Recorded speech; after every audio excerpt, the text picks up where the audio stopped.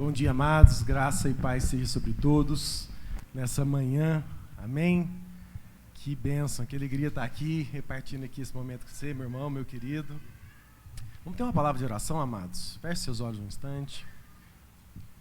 Querido Deus e Pai, obrigado por esse dia, Senhor, o dia que o Senhor se separou para que cada um de nós estivesse aqui, representando uma realidade, uma família, uma casa, trazendo aqui, ó Deus, os nossos corações, aquilo que nós carregamos, aquilo que muitas vezes nós construímos ao longo da semana, trazendo também as expectativas quanto à semana que se inicia, todas as realidades à nossa volta, os nossos desejos, nossos pedidos de orações, nossas angústias, nossas aflições, mas também nosso coração grato. Eu te louvo porque o Senhor separou esse momento para que cada um estivesse aqui nessa manhã, para que cada um pudesse experimentar da Tua voz, da Tua palavra, da Tua presença, e que o Senhor possa falar ao nosso coração, que nossos ouvidos estejam desembaraçados para ouvir a Tua voz, para ser instruído pelo Senhor, para receber de Ti, ó Deus, o manjar que o Senhor separou para essa manhã.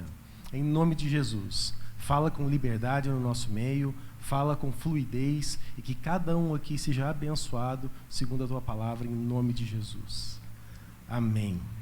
Amém. Amados, que bênção, que privilégio estar aqui com vocês hoje, podendo repartir um pouco daquilo que Deus tem falado, né, no nosso coração, enquanto igreja, repartir dos desafios, né, e da melhor tradução dos desafios que Deus tem colocado diante de nós. Porque muitas vezes, amados, nós temos muita dificuldade de entender os desafios que Deus coloca diante de nós. Muitas vezes a gente é confrontado com situações adversas que a gente não queria ter. Seja uma enfermidade na família, um problema na empresa, às vezes uma unha encravada. Mas alguma coisa acontece que você não entende o porquê daquilo, aquilo te desafia, te inquieta, ameaça às vezes roubar sua calma, seu domínio próprio.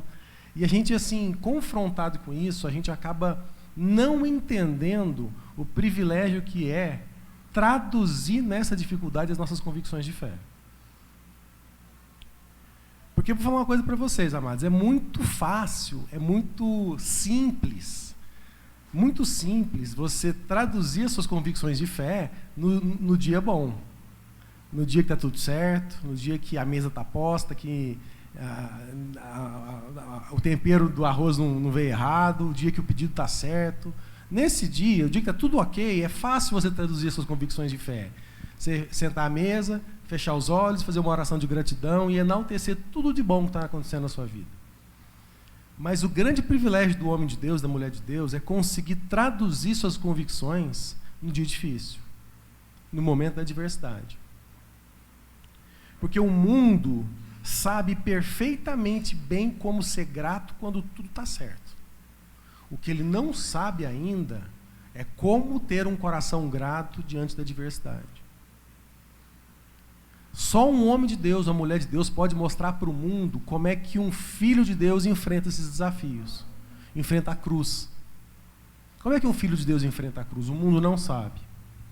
E o mundo aguarda ansiosamente a revelação dos filhos de Deus, para que enfim ele saiba, para que ele entenda que há esperança. Há esperança no dia difícil. Há esperança no diagnóstico desafiador. Há esperança, amados. A esperança se revela não no atendimento das nossas necessidades, dos nossos anseios, mas na manifestação de um coração genuinamente convicto de quem Deus é e daquilo que Deus pode fazer. Amém? Eu estava meditando a respeito dessas coisas nas últimas semanas e, assim, quanto mais eu medito a respeito desses dias, mais eu tenho entendido a importância de conhecermos a história do povo de Deus. Parece que, assim, eu fico olhando a história do povo de Israel, a história do povo dos filhos de Abraão, e eu fico vendo a história se repetir, né? Os ciclos da história se repetir. Parece que tudo que nós estamos vivendo como nação, como povo de Deus, como gente aqui na Terra, nós estamos vivendo de novo e de novo aqueles momentos ali, né? Se repetindo de novo e de novo. E muitas vezes nós não estamos entendendo isso. Nós não estamos entendendo em que solo as promessas de Deus são fecundadas na nossa vida. Porque Deus é um Deus de promessas, amém, amados? A relação de Deus com o seu povo começou com promessas. Deus começou falando com Abraão de uma promessa. E aquela promessa de Deus na vida de Abraão encontrou um solo, encontrou elementos propícios para que ela germinasse e produzisse um fruto. Só que muitas vezes, porque nós não entendemos a natureza desses elementos, nós não entendemos nem mesmo a natureza da nossa visitação, a gente deixa de produzir o fruto que Deus gostaria de ver produzido através da nossa vida. A gente fica alheio a esse processo. Nós somos empurrados pela nossa própria história, ao invés de sermos guiados por Deus como agentes de transformação dessa história, para testemunho na vida de todo mundo que está assistindo. Então eu queria voltar um pouco com vocês nesse momento, né, nessa reflexão do povo de Deus. E eu queria convidar vocês a abrir a Bíblia de vocês lá em Atos, no capítulo 7.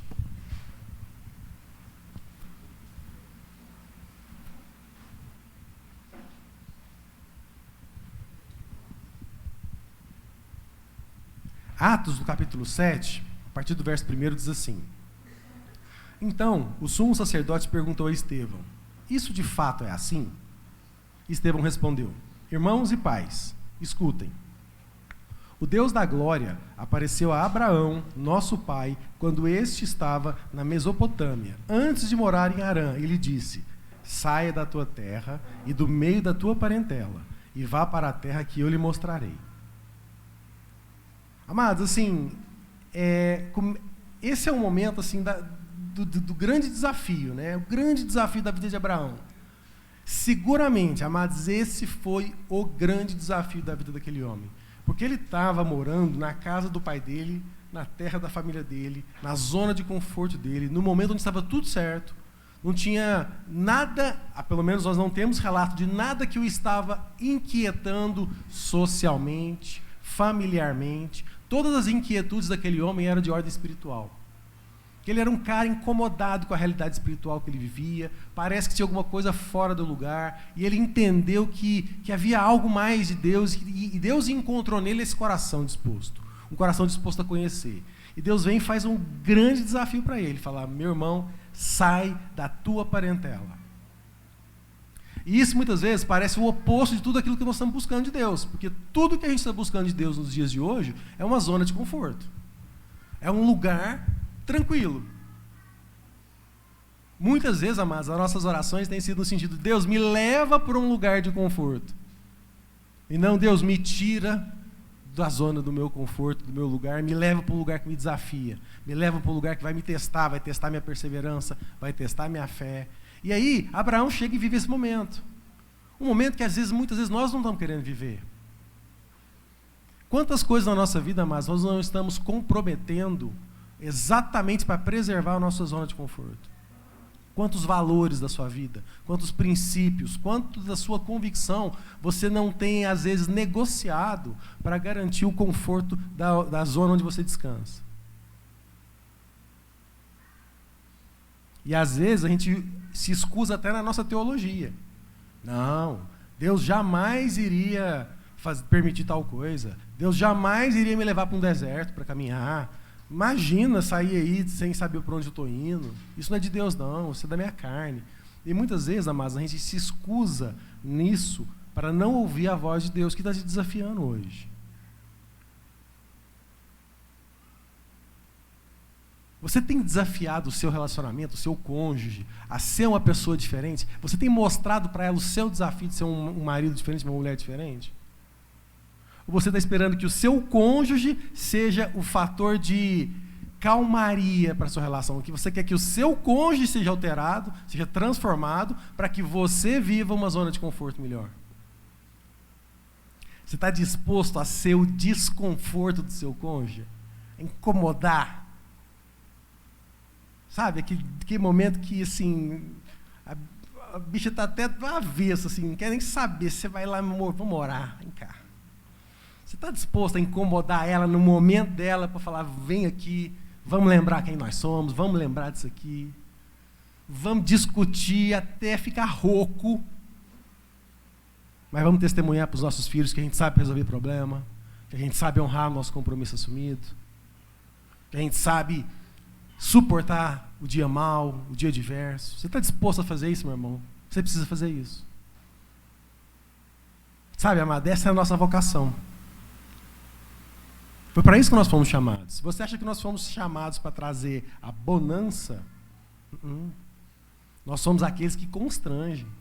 Porque o amor constrange. Não tem nada mais constrangedor do que um cara que ama, uma mulher que ama. Você chega lá numa rodinha, o povo está doido para brigar, para discutir política, religião, futebol, briga, o cara está doido para dar palpite. Quer arrumar um assunto para ele dar um palpite, arrumar uma briga. Você chega ali com aquele que ama. Vem cá, deixa eu te falar uma coisa. Deixa eu te mostrar um negócio. Não tem nada mais constrangedor. Mas essa é a nossa vocação. E essa era a vocação de Deus para Abraão. Porque Deus chegou para Abraão e fez essa promessa, fez esse convite para ele, e diz o texto, a partir do verso 4. Então Abraão saiu da terra dos caldeus e foi morar em Harã. E dali, com a morte de seu pai, Deus o trouxe para essa terra em que vocês agora estão morando. Nela não lhe deu herança, nem sequer o espaço de um pé, mas prometeu dar-lhe a posse dela e depois dele a sua descendência, embora Abraão ainda não tivesse filhos. Amados, muito se fala sobre a terra prometida, uma terra que Deus prometeu para Abraão. E muitas vezes as pessoas acham que Abraão vivenciou o cumprimento dessa promessa. Que Deus tirou Abraão lá daquela terra, levou ele para a terra prometida e falou, toma, agora a terra é sua, está aí a sua terra, que você vai viver com a sua parentela. Mas não foi isso que aconteceu. Deus levou Abraão para aquela terra e falou o seguinte, a terra é essa, mas ela não é sua. Eu não vou dar essa terra para você. Você vai viver como peregrino em terra alheia.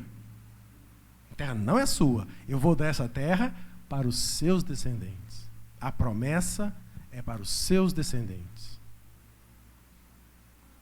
E Abraão não teve um pedaço de chão, um pé, a não ser a terra que ele viria comprar mais na frente para enterrar a mulher dele. O espaço do túmulo da mulher dele que ele comprou. Fora isso, e que ele comprou. Fora isso, ele viveu como peregrino na terra da promessa, amados. E muitas vezes a gente acha que a promessa de Deus para a nossa vida é para que nós possamos desfrutar dela. É para que eu possa gozar os benefícios da promessa. Não, meu irmão. A promessa de Deus para a minha vida é que eu possa ser a tradução antecipada dos propósitos de Deus. Amém, amados? Porque a promessa de Deus é isso. Deus antecipa para você qual é o propósito dele lá na frente, para que hoje você seja a tradução visível dessa promessa ainda invisível. De modo que a promessa de Deus para a sua vida não é para o seu deleite, é para a sua responsabilidade. Se Deus escolheu você e te fez uma promessa, meu irmão, não é para que você se esbanje nela, mas é para que você seja responsável por ela. Para que agora você seja a tradução dessa promessa na vida do seu irmão. Porque ela está na sua mão agora. É com você. Agora é com você. Deus confiou essa promessa para você. Traduza isso, meu irmão, para que o mundo saiba que há Deus, que há esperança. Deus te prometeu uma família feliz, então eu vou te falar, você é o responsável por isso. Deus te prometeu uma mulher crente, um marido crente, então eu vou te falar, você é responsável por isso. Filhos salvos, uma mesa farta, você é responsável por isso. E que o mundo veja agora em você o testemunho da sua fé, da sua confiança e não da sua incredulidade. Que o mundo já não olhe mais para você vendo uma pessoa ansiosa, aflita, desesperada como quem ainda não recebeu, mas que ele veja alguém agora que conhece quem fez a promessa, que sabe que ele é fiel e vê agora um homem tranquilo, sereno, um homem capaz de traduzir as virtudes ainda invisíveis, mas que Deus quer revelar, porque Ele te prometeu que revelaria. Amados, quantas vezes, amados, nós não estamos entendendo isso, a gente vem buscar de Deus ainda o benefício.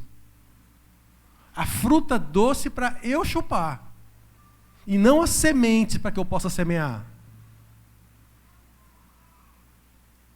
Amados, andar com Deus, a caminhada com Deus é uma caminhada de privilégios. E isso significa responsabilidade.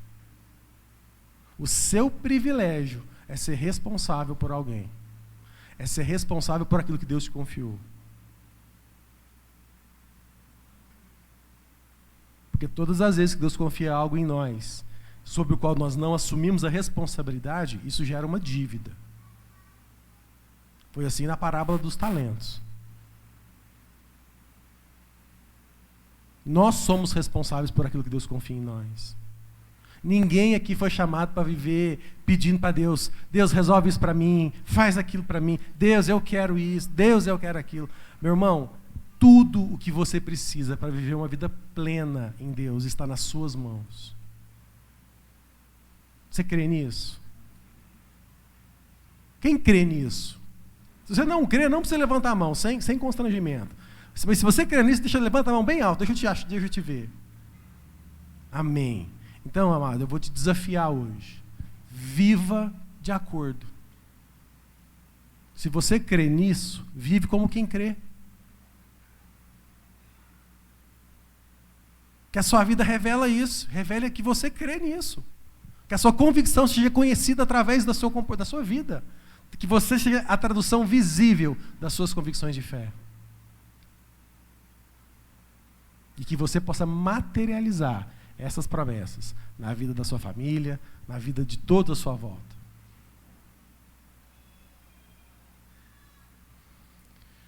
Vamos andar mais um pouco.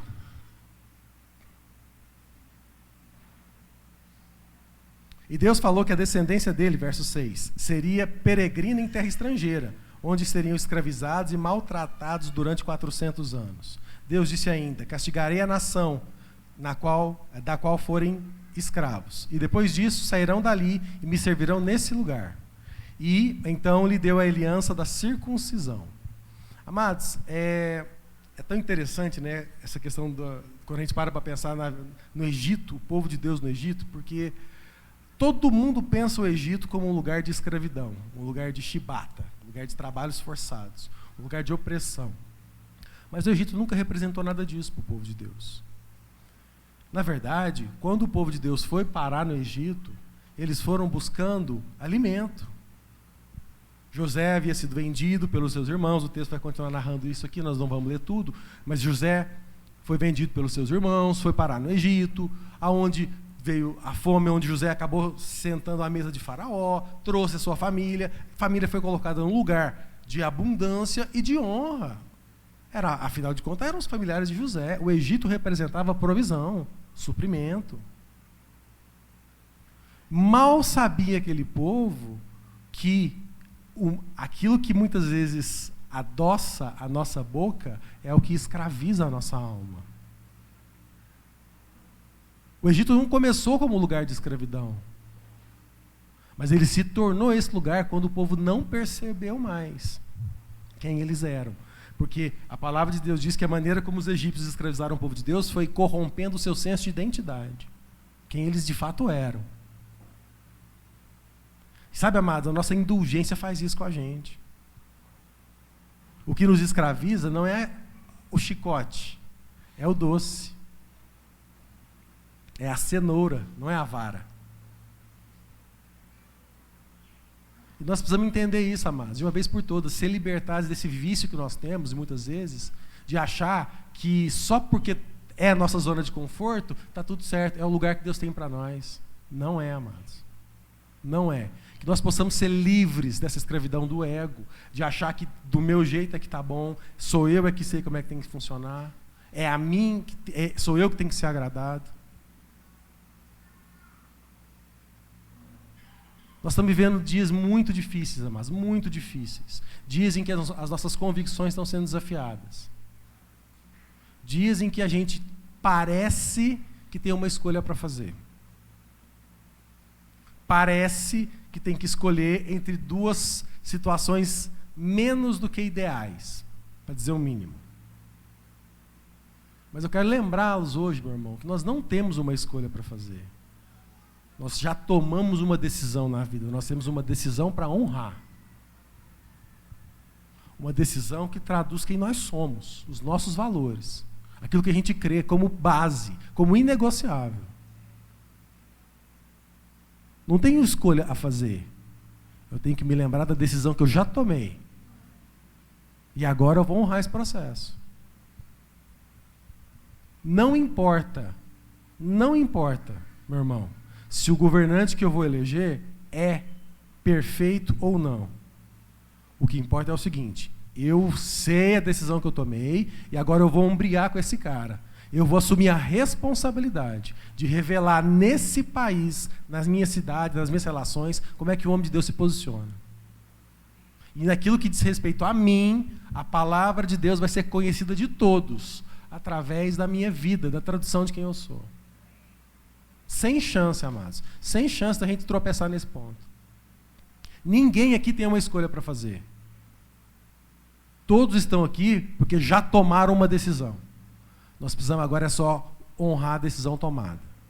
Não negociar com ela. É isso que tira o povo do Egito, amados.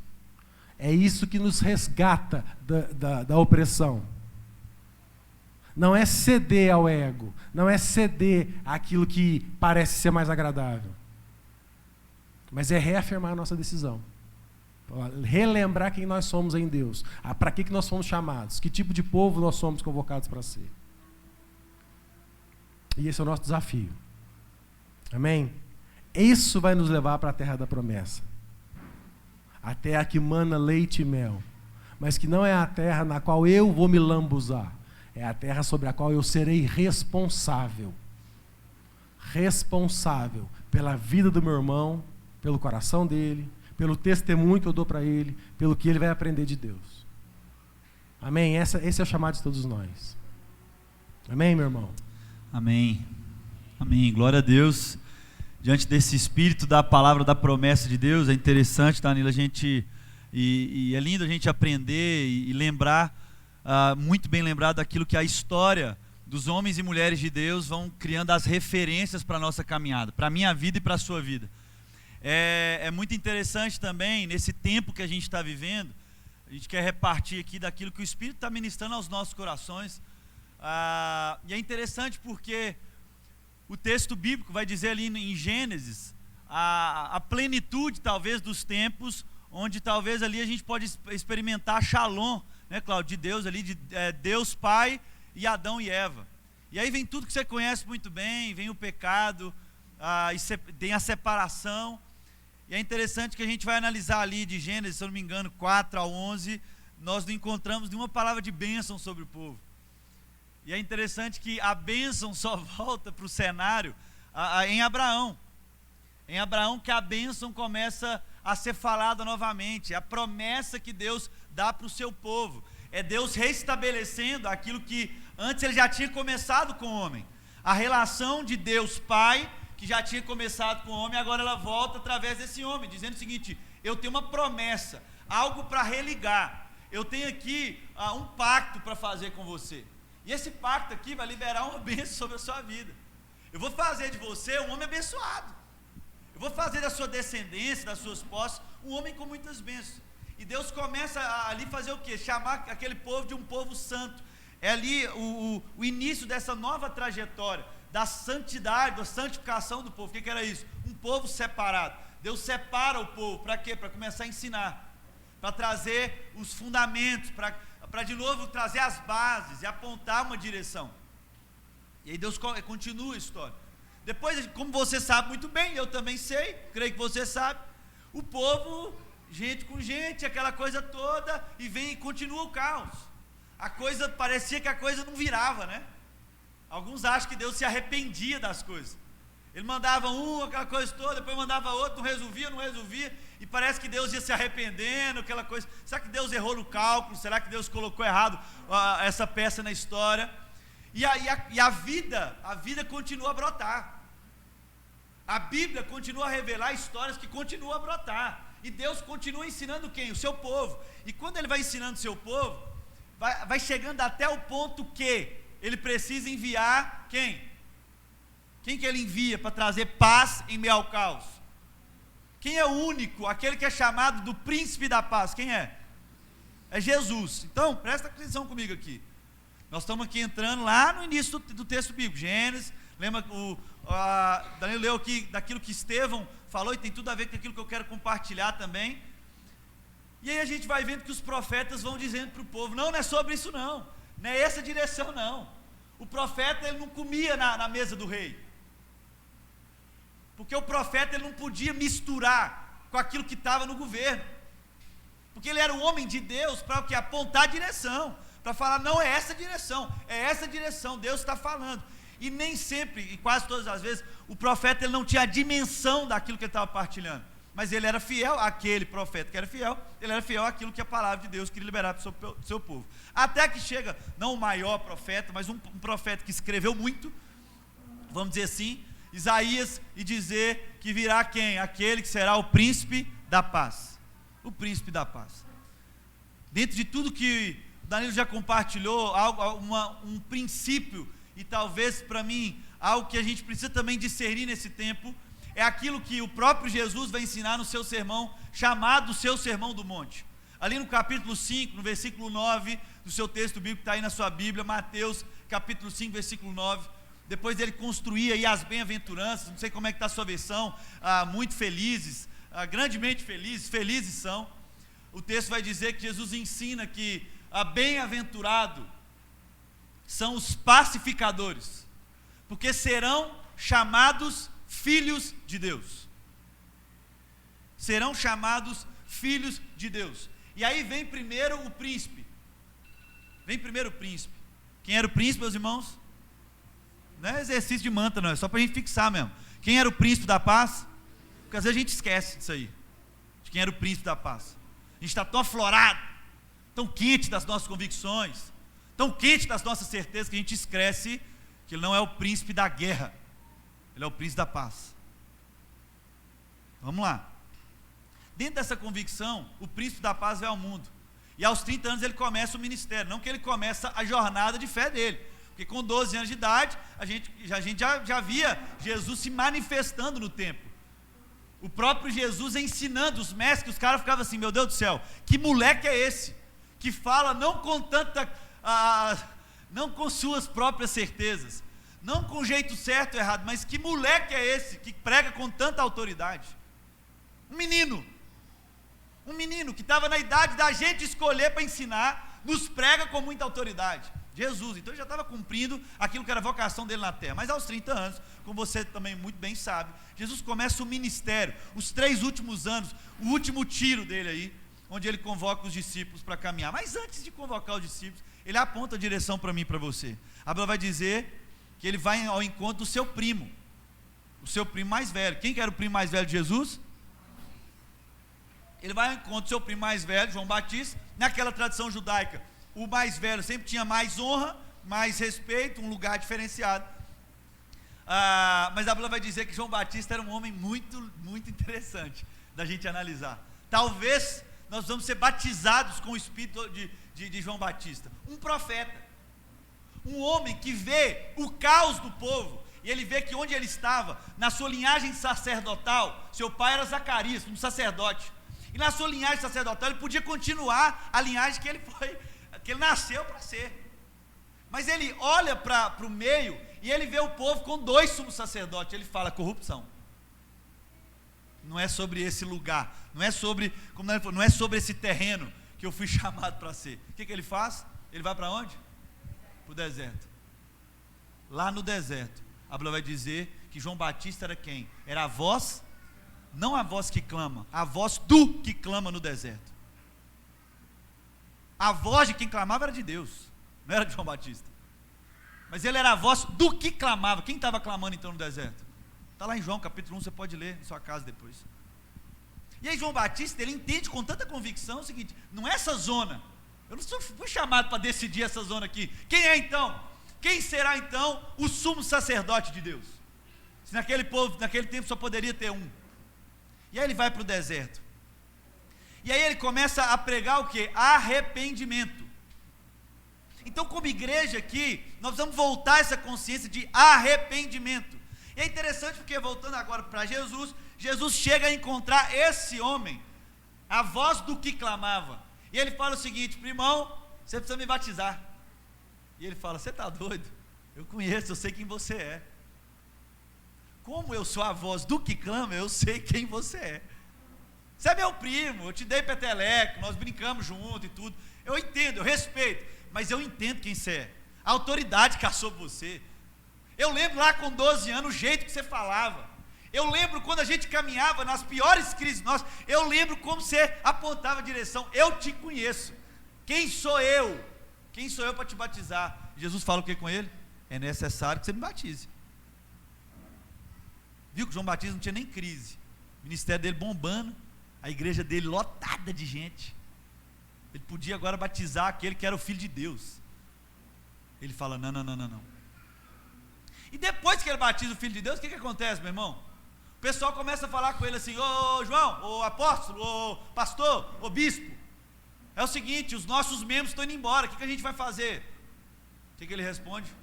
Quem sou eu? É necessário que ele, e eu, é necessário que ele cresça e eu diminua. Quem sou eu para amarrar as sandálias dos pés dele?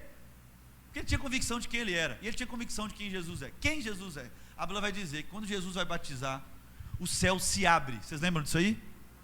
O céu se abre, vem uma pomba, que representa o quê? Então o Espírito Santo estava ali representado, Jesus encarnado como Filho de Deus representado, mas como é que Deus Pai aparece nesse cenário? Ele aparece com uma voz. Qual era a voz? Aquele mesmo que clamava no deserto.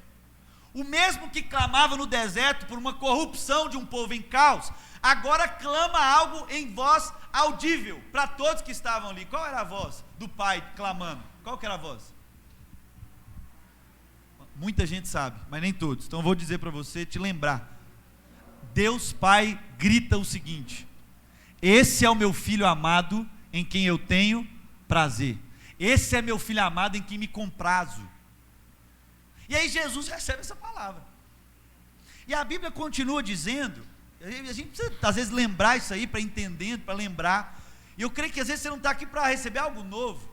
Mas como o Evangelho sempre aponta para nós, Paulo em suas cartas, Pedro em suas cartas, ele sempre fala com a gente, lembrem-se, não se esqueçam, lembrem-se, Jesus vai e nos ensina. A Bíblia vai dizer que ele passa 40 dias, a Bíblia vai dizer que o Espírito fala com ele o seguinte, eu vou te movimentar agora para o deserto. E ele vai para o deserto sozinho. Sem o Pai, sem o Espírito, vai sozinho. É interessante a gente entender isso, porque ele passa esse tempo todo, chega no último dia lá dessa peregrinação, dessa jornada dele, aparece quem para conversa, para ter um bate-papo com Jesus, gente? Quem que aparece? Satanás, o diabo. E o diabo começa a perguntar para Jesus o seguinte, a primeira pergunta dele é o quê?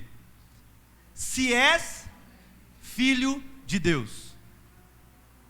Não é à toa isso aí. A primeira pergunta de Satanás não é à toa, não é sem propósito. Ele pergunta, porque ele queria pegar Jesus. E a maior pegadinha era essa. Se és filho de Deus, transforma essa pedra em... Jesus podia fazer isso? Podia, ele tinha poder para isso, tinha autoridade dos céus para isso. Mas o que ele faz, gente? Ele olha para o Satanás e fala o seguinte, não é só sobre aquilo que eu posso fazer. Não é só daquilo que eu sou capaz. Não é só daquilo que eu consigo. Nem é só daquilo que eu posso traduzir de tanto poder que meu Pai tem. Mas é sobre nem só de pão viverá o homem, mas de toda... Qual era a palavra que tinha vindo da boca de Deus para Jesus, meu irmão?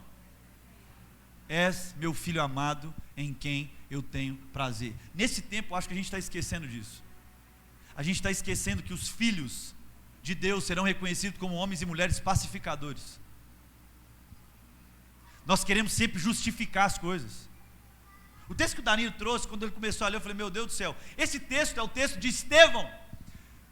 Olha que profundo isso. Esse texto de um homem de Deus, cheio de autoridade, cheio do Espírito Santo de Deus, e que dava testemunho. Eles escolheram entre eles lá, homens que davam muito bem testemunho, homens cheios do Espírito Santo, e homens lotados de autoridade, e Estevão foi um deles. E na oportunidade de Estevão se justificar, dizendo que se foi ele ou não, se ele tem direito ou não, ele começa a ensinar, ele começa a lembrar aquilo que nós precisamos lembrar para entender o jeito que Deus faz as coisas. O homem e a mulher pacificadora não entram para um ringue para justificar as coisas. Num casamento, num matrimônio, o homem pacificador, ele não quer sair como quem tem razão. A mulher no matrimônio, como pacificadora, ela não quer sair como aquela que tem razão ou não. Mas é o homem e a mulher em Deus, esperando no Senhor, fincado nesse terreno santo, que tem a sensibilidade de buscar em Deus aquilo que um pacificador faz. Sem entrar no âmbito do armamento aqui, não é sobre isso, mas é o príncipe da paz. É o príncipe da paz, que quando Pedro vai pegar a espada para proteger Jesus, ele fala o quê? Ele até manda os caras levarem a espada, mas quando chega para pegar Jesus, o que ele fala? Pode cortar a cabeça. Está querendo pegar nós aqui? Como é que vamos fazer? Como é que faz? Jesus faz. Pedro pega para proteger, no intuito de proteger o mestre. Os caras estavam ferindo um direito. Ora bolas, o que Jesus fez? O que Jesus aprontou? Nós conhecemos, nós estamos andando 3 anos com ele, o que ele fez? Ele pega a espada e arranca a orelha de Malco. Jesus pega a orelha e fala o seguinte: Pedrão do céu, não é sobre isso. Não é sobre isso. Nós somos chamados a ser príncipes da pacificação. Não é numa luta de um direito, de quem está certo ou quem está errado. E eu estou falando isso do seu casamento, meu irmão, das suas relações, lá na sua empresa. A tentação de todo aquele homem e mulher, filho de Deus, e nós somos bons nisso. Nós somos bons em justificar.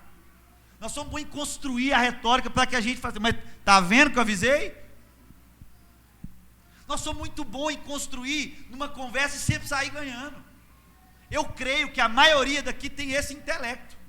Não é todo mundo que precisa disso, mas tem muita gente que para ganhar na discussão, a retórica do homem é boa, a retórica da mulher é excelente.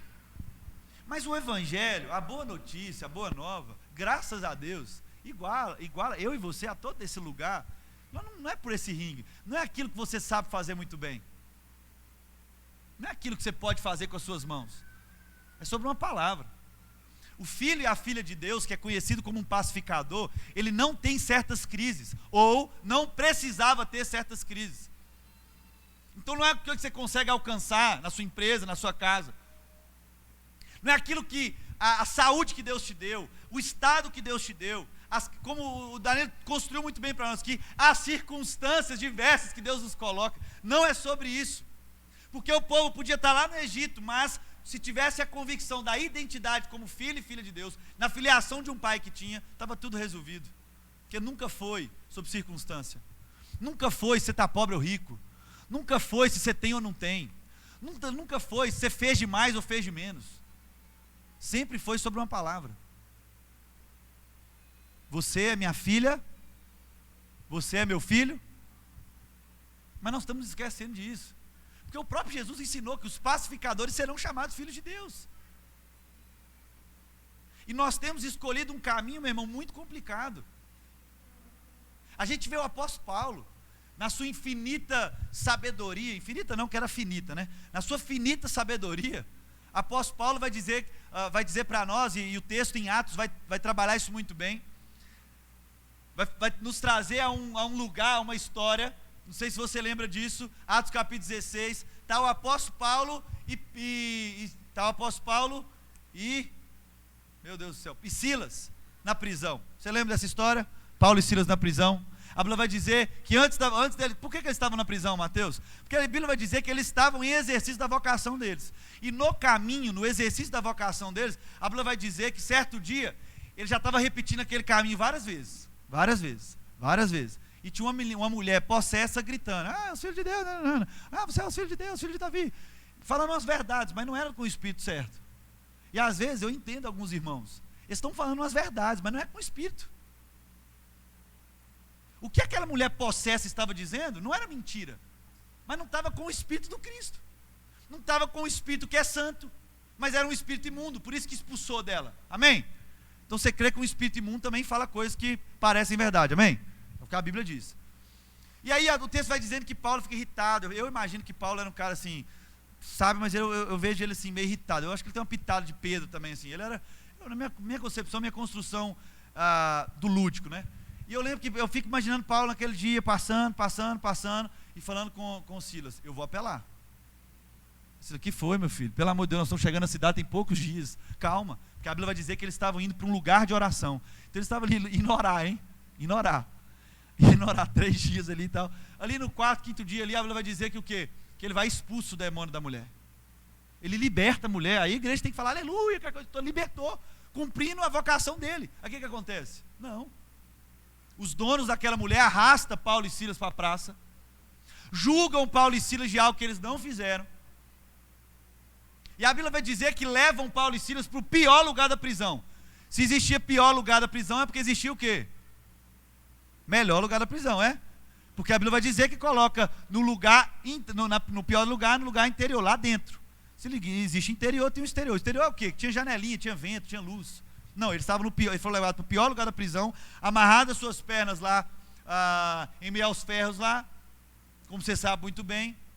E a Bíblia vai dizer que Paulo e Silas, você sabe muito bem dessa história, eles começam ali a orar e a cantar, a Bíblia vai dizer que vem um terremoto, o carcereiro ia se matar, eles falam, não, todos estamos aqui. Todos estamos aqui. Eu queria mais uma vez te perguntar isso.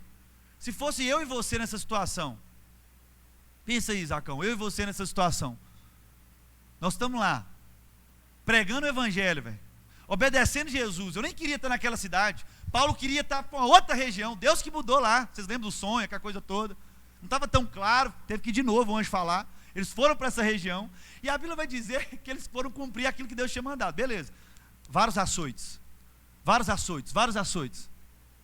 são arrastados para o pior lugar da prisão, não sei se você faria isso, eles oraram e cantaram, pregando o evangelho, vários açoites, severamente açoitados, o texto bíblico diz.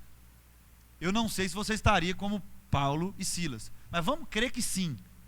Eu e você, igual Paulo e Silas, orando e cantando, aleluia, aquela coisa toda, Deus é bom para mim, Deus é bom para mim. A alegria está no coração de quem já conhece a Jesus, a verdadeira paz só tem aquele que já conhece a Jesus, e batendo ainda ele assim, o sentimento mais precioso que vem do nosso Senhor, é o amor que só tem quem já conhece a Jesus, aí dá o gritinho ainda, aleluia, amém, os dois lá, açoitado, não receberam carinho nenhum, cura nenhuma, estava todo lá sangrando. Agora vamos falar a verdade aqui, o carcereiro desembanha a espada, quando ele vê que tudo caiu, a Bíblia vai dizer que as celas de todos foram destruídas, a Bíblia vai dizer que o carcereiro acorda, ele já ia colocar a faca para dentro da goela. Vamos ser realistas aqui, eu e você, o que você falaria nesse momento? Vai com Deus, que Deus te abençoe, que a paz esteja com você, outras palavras que não permite aqui por causa da gravação, enviar ele lá para os quintos infernos, ou você diria, não faça isso, gritando, não faça isso, estamos todos aqui. Para piorar o cenário, talvez, ou melhorar, como o Evangelho aponta, mas talvez para piorar a nossa reflexão. Paulo era um cidadão romano. Cidadão romano não podia apanhar fora de Roma. Ele não podia ter nenhuma sentença fora de Roma. Ele não estava em Roma. Mas ele recebeu severamente muitos açoites. Ele não precisava disso. Se ele mostrasse a carteirinha dele de cidadão romano, ele não precisava disso. Por que ele fez isso? Sabe por que ele fez isso? E Paulo precisa inspirar o nosso coração essa manhã, em nome de Jesus, também. Porque ele tinha entendido uma nova ordem na vida. Paulo, ele era um homem muito estudado, muita filosofia, muita coisa interessante. Mas é o mesmo Paulo que vai dizer o seguinte, eu considero tudo como esterco, para poder ser encontrado em Cristo. Agora em Cristo, Cristo é aquele que era o príncipe E não é que Paulo é bobo, viu? Não é que Paulo vai ficar calado, vai ser isento. Aí nós vamos chamar Paulo de isentão agora. Paulo é isentão, porque ele podia não apanhar e apanhou. Não. A Bíblia diz que Paulo depois ele vai ter uma conversa séria com os caras. Mas por quê? Porque agora ele estava debaixo de um novo governo. É um governo da pacificação, meu irmão. Sabe por quê? Porque não é para garantir o direito dele. A Bíblia vai dizer que todos os prisioneiros ouviram Paulo e Silas cantando, tanto os que estavam internamente, tanto que estavam no lugar superior, todos, E a Bíblia vai dizer que quando ele grita, e Paulo é mentiroso, não precisa mentir aqui na palavra de Deus. Você crê que a Bíblia está mentindo para ludibriar a gente? Você crê nisso? Você crê? Então não tem sentido, tá uma mentira. Logo, Paulo vai dizer o seguinte: não faça isso, estamos todos aqui. Por quê? Porque aqueles prisioneiros ali, por causa de 2 homens pacificadores, com o Espírito Santo dentro deles, foram libertos em sua alma. Por que eu te digo isso?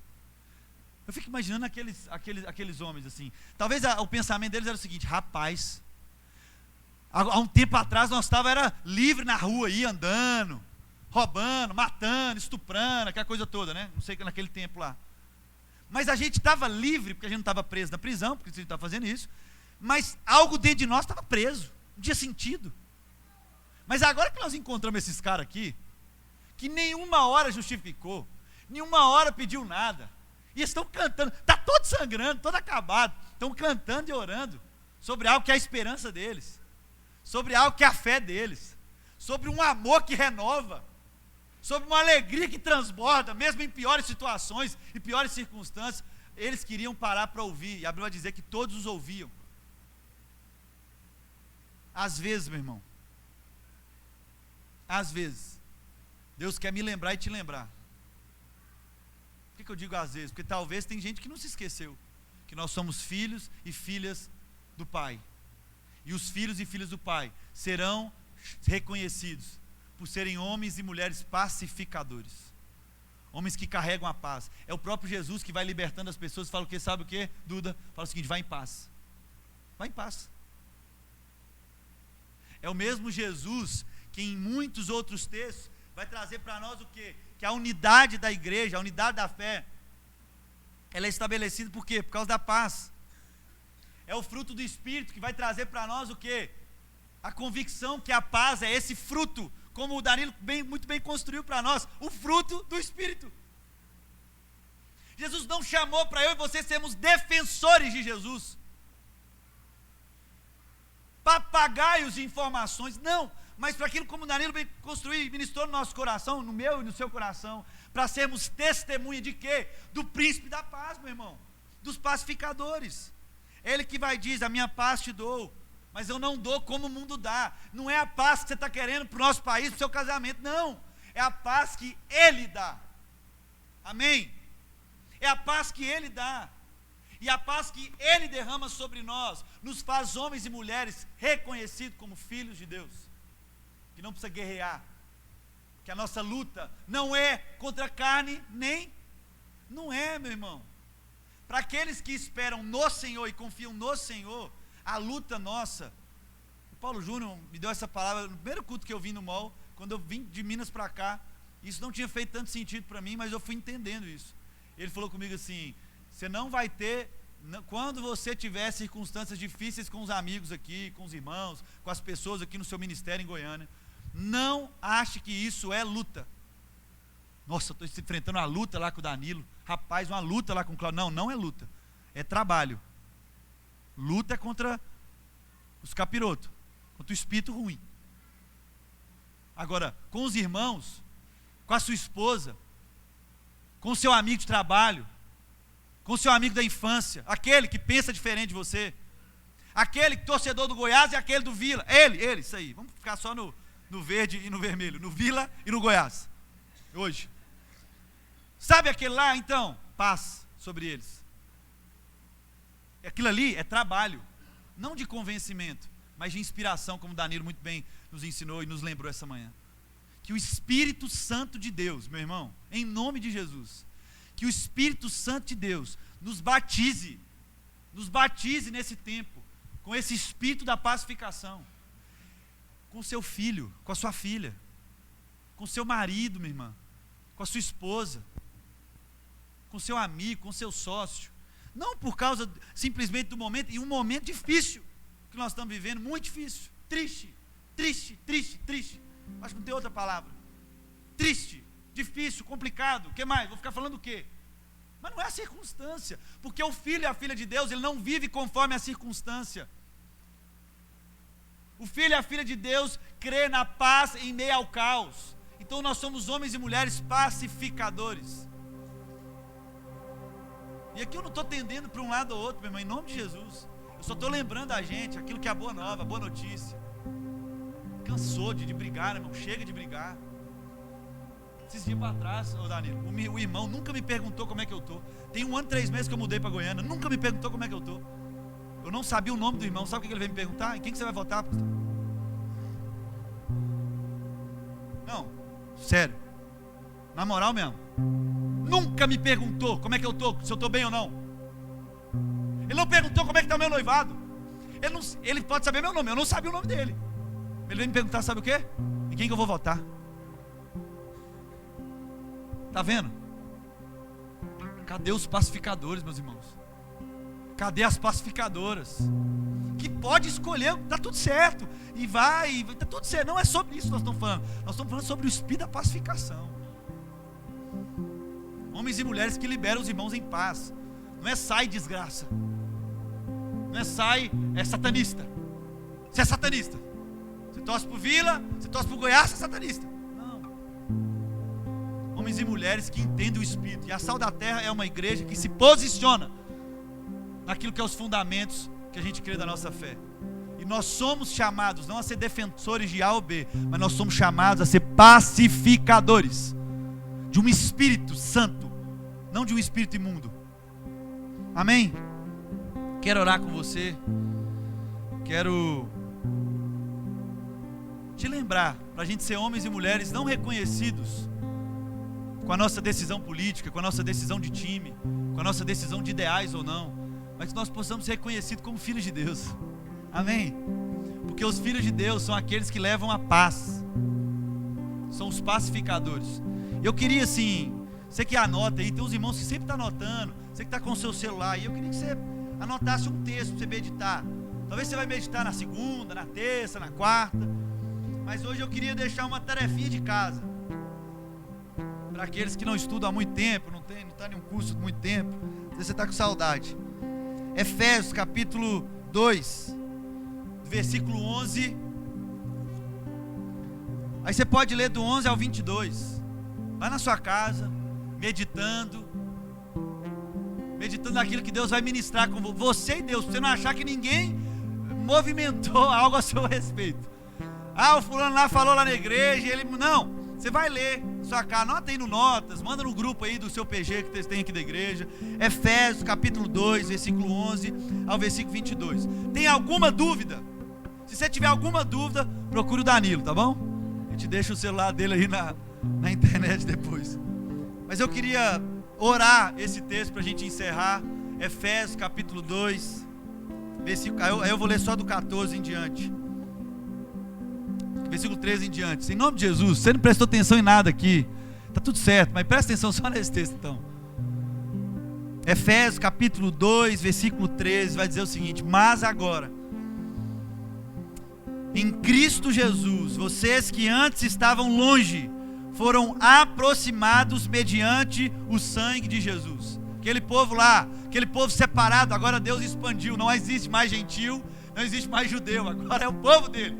Todos que estavam separados, o de direita e o de esquerda, agora todos, presta atenção, estavam longe, foram aproximados mediante o sangue de Cristo, pois Ele é a nossa paz, o qual de ambos fez um, e destruiu a barreira, ele acabou com o muro da inimizade, anulando em seu corpo a lei dos mandamentos expressos em ordenanças. O objetivo dele, sabe qual era, meu irmão? Era criar em si mesmo, dos dois, um novo homem, fazendo a paz, e reconciliar com Deus, os dois em um corpo, por meio da cruz, pela qual ele destruiu a inimizade. Ele veio e anunciou paz a vocês que estavam longe, e paz ao que estavam perto, pois por meio dele, tanto nós como vocês, temos acesso ao Pai por um só Espírito. Deus já quebrou o muro, não existe mais muro, não existe mais lado, ele destruiu o muro para construir pontes. E a gente ainda vê a igreja de Jesus construindo muros, dizendo quem é e quem não é. Ele destruiu o muro para construir uma ponte de amor, para fazer de um e do outro ser um só povo por meio do Espírito dele, não das suas convicções, não do que você pensa sobre o Brasil, não do que você pensa sobre a nossa nação, nem sobre o que você pensa de Deus, mas ele, o Cristo, chamou eu e você para habitarmos nesse lugar, através da paz. Que aí nós vamos votar, aí nós vamos torcer, aí nós vamos conversar sobre assunto difícil, mas através de um Espírito da paz. Quando Jesus morreu e ressuscitou, ele volta para encontrar, o primeiro encontro que ele com seus discípulos, sabe o que ele disse? Primeira coisa, não é o que vocês estão escondidos, por que vocês não guerrearam, por que vocês não me defenderam? Não, ele disse: paz seja com vocês. Eu queria que a gente lembrasse isso, que você chegue na sua casa e diz: paz seja com você. Que você chega lá na segunda-feira com seu amigo, seu irmão e fala: paz seja com você. Mas ele é contra isso, ele é contra isso. Eu sei que é difícil, meu irmão. Eu estou com você, está tudo certo. Mas paz seja com você. Para que a paz do príncipe da paz governe o Brasil, amém, meu irmão? Em nome de Jesus. Senhor, nós colocamos a nossa nação, e colocando a nossa nação, nós colocamos nossos irmãos e irmãs. Nós colocamos da nossa nação, nós colocamos a nossa vida, nosso cônjuge, a nossa esposa, o nosso esposo, nossos filhos, Pai, os filhos dos nossos filhos que cremos que virão. Nós colocamos o nosso amigo e o nosso inimigo, que é irmão, é irmã. Nós queremos ser homens e mulheres reconhecidos, não como aquele que acertou o presidente, aquele que acertou o time que torceu, aquele que acertou como é que investia bem ou como é que investia. Não. Nós queremos ser reconhecidos como homens e mulheres, príncipes e princesas da paz, testemunhas da paz, pacificadores, homens e mulheres que onde entram liberam a paz sobre o povo. Esse é o nosso coração, Jesus, essa manhã. Tire de nós tudo aquilo que faz eu não conversar com meu irmão, aquilo que me faz odiar minha irmã. Libere sobre nós, sal da terra alfa, Deus, por onde a gente passa, que nós seremos reconhecidos como pacificadores. Uns mais estressados, uns gritando mais, falando mais baixo, está tudo certo, mas homens e mulheres pacificadores.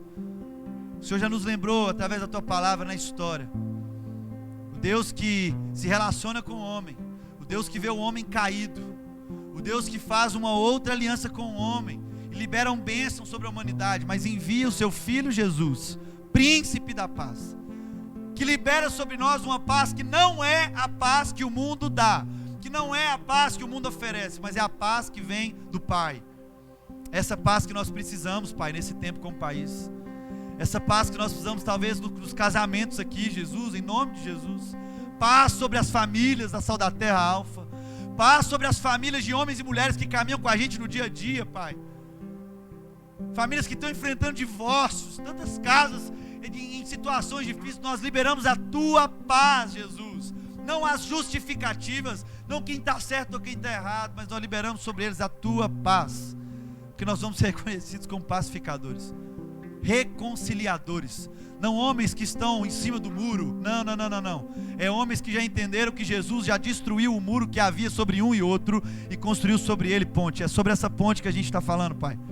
Nós queremos ser construtores dessa ponte. Nos levanta, nos usa, em nome de Jesus. Amém e amém.